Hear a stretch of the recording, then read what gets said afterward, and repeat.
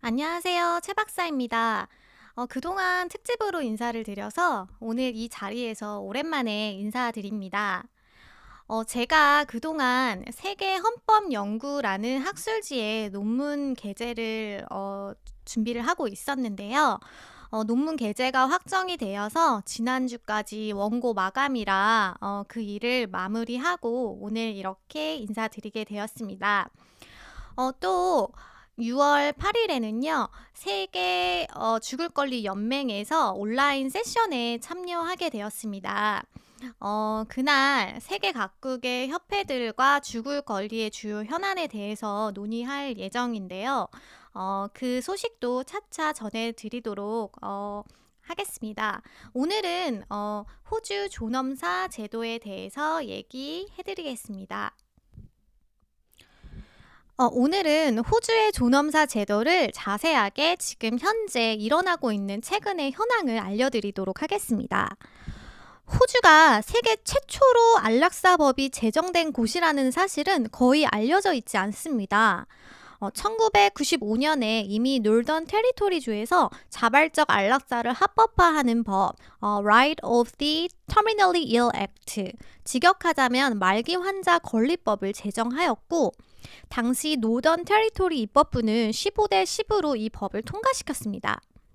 이후 1996년까지 4명의 말기 환자가 이 법에 따라서 조력을 받아 죽음을 선택했는데요.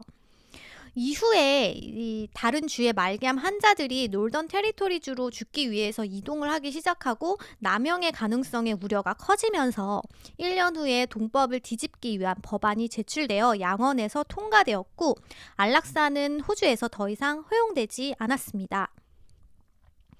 20년이 지난 후 2017년에 호주에서 두 번째로 큰 주인 빅토리아 주에서 의사 조력사와 제한적 안락사가 다시 합법화됐습니다. 현재는 6개 주 중에서 5개 주가 안락사법을 통과시켰습니다. 지난번 영상에서 의사 조력사는 의사의 조력에 의한 죽음이라고 설명드린 적이 있는데, 이러한 죽음은 안락사의 한 유형이라고 말씀드렸습니다. 안락사를 뭐라고 부르는지는 그 사회의 인식과 문화에 따라서 각 나라에서 달리 사용하고 있는데요. 호주에서는 Voluntary Assisted Dying, 즉 자발적 조력 죽음이라고 사회가 합의하고 이 단어를 쓰고 있습니다. 줄여서 VAD법 또는 VAD 제도라고 할 수 있습니다. 호주의 자발적 조력 죽음의 경우 안락사의 유형 중 의사 조력사, 자발적 적극적 안락사라고 할 수 있습니다. 호주의 자발적 조력 죽음 역시 의사의 도움을 받아서 치사량의 약물을 직접 투여 또는 의사에 의해 투여받아서 죽음에 이르는 것을 말합니다.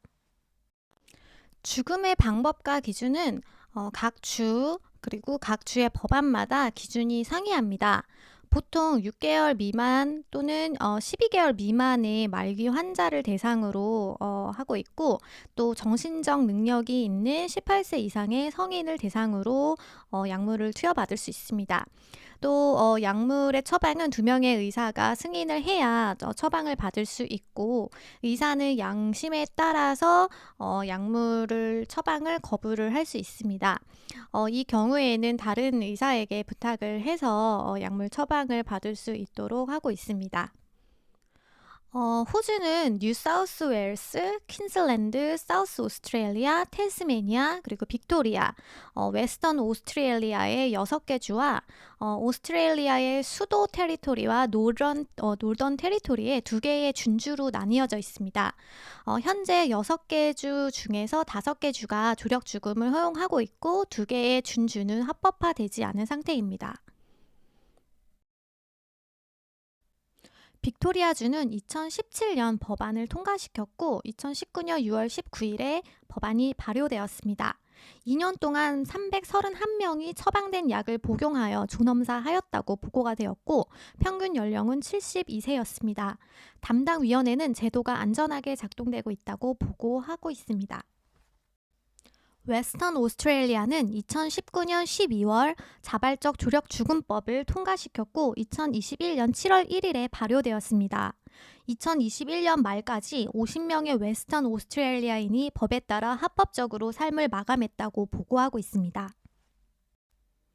태스메니아주는 2021년 5월 호주에서 세 번째로 VAD 법을 통과시켰습니다. 이 법은 올해 2022년 10월 23일에 시작될 예정입니다. 태스메니아주는 상원이 만장일치로 찬성하여 VAD 법을 반대 없이 통과시킨 세계 유일의 입법부로 역사를 기록했습니다.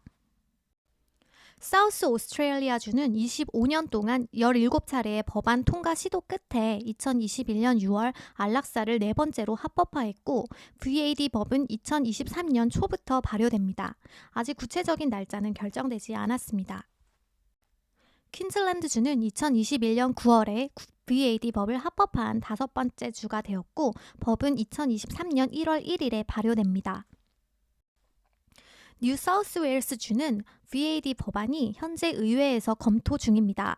2021년 11월 하원에서 52대 32로 통과되었고 현재 이 법안은 상원의 통과 절차가 남아있는 상태입니다. 호주의 6개 주 중에서 가장 인구가 많은 주인 뉴사우스웨일스는 아직 법안이 통과되지 않았고 현재 연방법은 노던 테리토리와 오스트레일리아 수도의 VAD 법안을 통과시키는 것을 차단하고 있습니다. 각각의 주는 모든 영역에 대해 법률을 제정할 수 있는 전체 입법권을 가지고 있지만 노던 테리토리와 수도의 경우 준주이기 때문에 의회에서 통과된 법률을 연방정부가 수정하거나 폐지할 수 있기 때문입니다. 이 문제에 대해서 2021년 3월 노던 테리토리 법무장관과 ACT 인권장관은 연방정부의 이러한 차단이 국제 인권 의무를 위반할 수 있음을 시사하는 공개 서한을 연방정부에 제출하였고 현 연방노동당 대표는 이 두 지역에 대한 VAD 입법권 회복을 2022년 선거 공약으로 내세우고 있습니다. 이처럼 호주는 현재 3개 주가 조력 죽음을 합법화하고 있고 나머지 2개 주는 활발한 논의가 이루어지고 있습니다. 우리나라에서도 몇 년 내에 안락사 이슈가 상륙할 수 있는 만큼 사회적 공감대와 기존 나라들의 제도 연구가 필요한 시점입니다. 우리나라에서는 안락사에 대한 말에 거부감이 큰 만큼 존엄사 또는 조력 죽음이라는 언어로 순화하여 말할 필요가 있고 무엇보다도 이러한 죽음을 제도화하려는 이유에 대한 확실한 필요성을 인식하는 것이 가장 중요합니다. 또 우리나라에서는 현재 연명의료장치를 제거하거나 부착하지 않는 소극적 안락사만을 허용하고 있습니다. 그런데 약물을 복용해서 죽도록 하는 것과 연명장치를 제거해서 죽게 내버려 두는 것에 도덕적 차이가 존재할까요? 법학자 레이첼스는 적극적으로 환자를 안락사시키는 죽임과 소극적으로 안락사시키는 죽게 방치함 사이에 도덕적 차이가 없고 오히려 죽게 방치하는 것이 더 비인간적일 수 있으며 양자를 구별하여 적극적 안락사는 허용될 수 없고 소극적 안락사는 허용될 수 있다는 논리의 근거가 적절치 않다는 이유로 이러한 구분에 대해서 반대 주장을 한 바 있습니다. 우리가 주목해야 하는 것은 어느 쪽이든 생의 마감에 대한 환자의 자기결정권이 죽음의 전체 과정을 주도하고 있다라는 것입니다. 피할 수 없는 극심한 고통을 겪고 있는 말기 환자가 고통을 줄일 수 있도록 도움을 요청할 때 생의 마지막에 있는 환자에게 여러 가지 방법이 마련되어야 하는 것이고 호스피스 완화 의료나 다른 모든 방법들과 더불어 죽음을 앞당기는 조력 역시 생의 마지막에서 선택할 수 있는 하나의 방법 중 하나라는 것이고 환자의 선택의 폭을 하나 더 넓혀서 환자의 자기결정권을 보호하고 인간의 존엄성을 실현할 수 있도록 하는 것이 존엄사 논의의 핵심이라는 것을 잊지 말아야 할 것입니다. 오늘 영상은 여기까지입니다. 호주에 대해서 궁금한 것이 있으면 댓글 달아주시고 다음 영상에서 뵙겠습니다. 감사합니다.